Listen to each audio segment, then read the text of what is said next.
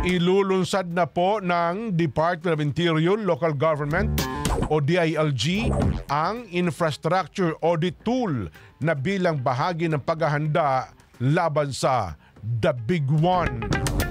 Layo din po nitong suriin ang mga structural integrity ng mga gusali laban po sa lindol dito sa Metro Manila at mga kalapit na probinsya.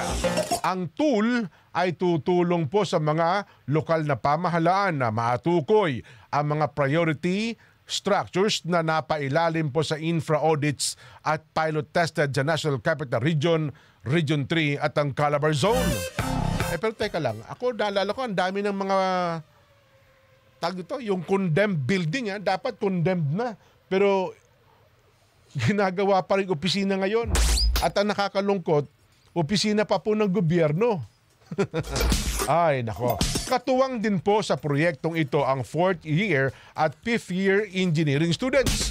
Ay po sa FIBOX, 3,200 na gusali ang nasa kahabaan po ng West Valley Fault at 12 to 13% ng mga residential building inaasahan pong makakaranas ng matinding pinsala kapag nangyari ang The Big One.